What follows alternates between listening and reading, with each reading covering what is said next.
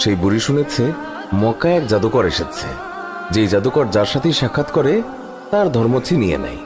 বুড়ি সেই জাদুকর থেকে পলায়ন করছিল এই ভয়ে যে সেই জাদুকর যেন তার বাপদাদার ধর্ম তার কাছ থেকে ছিনিয়ে নিতে না পারে। হঠাৎ সেই রাস্তা দিয়ে মহানবী সাল্লাল্লাহু আলাইহি ওয়াসাল্লাম যাচ্ছিলেন। বুড়ি মহানবী সাল্লাল্লাহু আলাইহি ওয়াসাল্লামকে দেখে বলল, বাবা, এই মালগুলি আমার মাথায় উঠিয়ে দিতে পারবে কি? মহানবী সাল্লাল্লাহু আলাইহি ওয়াসাল্লাম যখন মালগুলি তুলে দিতে গেলেন তখন তিনি দেখলেন মালগুলো খুবই ভারী, আর এত ভারী যা বুড়ি উঠাতেই পারবে না। তখন মহানবী সাল্লাল্লাহু আলাইহি ওয়াসাল্লাম তিনি বুড়িকে বললেন, এটার তো খুবই ওজন, আপনি যদি অনুমতি দেন আমি আপনার এই মালগুলি আপনি যেখানে বলেন সেখানে দিয়ে আসব। বুড়ি তো খুবই খুশি, সে খুশি মনে অনুমতি দিল। মহানবী সাল্লাল্লাহু আলাইহি ওয়াসাল্লাম সকল মালপত্র নিজের মাথার উপর তুললেন আর বুড়ির সাথে পথ চলতে লাগলেন।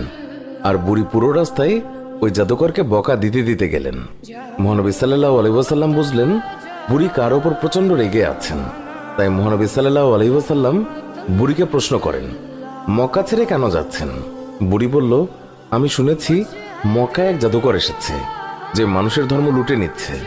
আমি সারা জীবন মূর্তি পূজা করেছি, আমার বাপদাদা তারাও মূর্তি পূজা করেছে।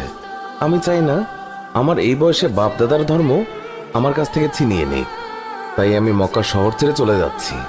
মহানবী সাল্লাল্লাহু আলাইহি ওয়াসাল্লাম বুড়ির কথা শুনে তার মাল ফেরত দেননি, বরং যত্নের সাথে মাথায় করে বুড়ির সব মালামাল বহন করে নিয়ে গেলেন।